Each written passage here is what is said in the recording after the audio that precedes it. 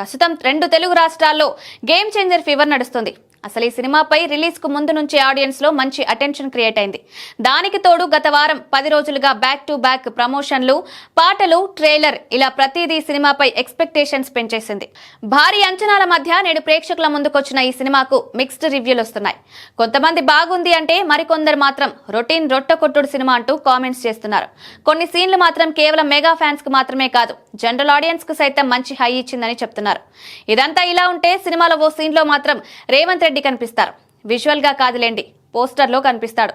ఈ సినిమాలో రామ్ చరణ్ అప్పన్నగా చేసిన ఫ్లాష్ బ్యాక్ ఎపిసోడ్ లో ఒక చోట చార్మినార్ దగ్గర జనంలో రామ్ చరణ్ గలం విప్పిన సీన్ లో ఒక పోల్ పై సీఎం రేవంత్ రెడ్డి ఎగురుతున్న జెండా కనిపిస్తుంది.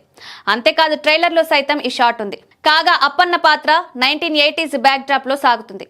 ఆ టైంలో రేవంత్ రెడ్డి పోస్ట్ ఎక్కడిది అంటూ పలువురు నెటిజన్లు ట్రోల్ చేస్తున్నారు.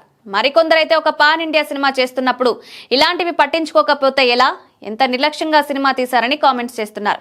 ఏదేమైనా ఈ సినిమాకు వస్తున్న టాక్ ఇలాంటివి దొరకడం ట్రోలర్ రాయిలకు పెద్ద పండగే. మరోవైపు ఈ సినిమాకు ట్విట్టర్ లో దారుణమైన ట్రోల్స్ వస్తున్నాయి. శంకర్ ఇక రిటైర్ అయ్యే టైం వచ్చేసిందని, రామ్ చరణ్ కు శంకర్ పెద్ద అన్యాయం చేశాడని పలువురు ఫ్యాన్స్ కామెంట్ చేస్తున్నారు. మరోసారి రాజమౌళి శాపం నుంచి రామ్ చరణ్ కూడా తప్పించుకోలేకపోయాడని పలువురు కామెంట్స్ పెడుతున్నారు. కియారా అద్వానీ, అంజలి హీరోయిన్లుగా నటించిన ఈ సినిమాలో ఎస్జే సూర్య విలన్ రోల్ ప్లే చేశాడు. శ్రీకాంత్, సునీల్ కీలక రోల్స్ ప్లే చేశారు. థమన్ సంగీతం అందించిన ఈ సినిమాను శ్రీ వెంకటేశ్వర క్రియేషన్స్ బ్యానర్ పై దిల్ రాజు అత్యంత ప్రతిష్టాత్మకంగా భారీ బడ్జెట్ తో నిర్మించాడు. ఈ సినిమాకు అక్షరాల 450 కోట్ల వరకు బడ్జెట్ అయినట్లు సమాచారం.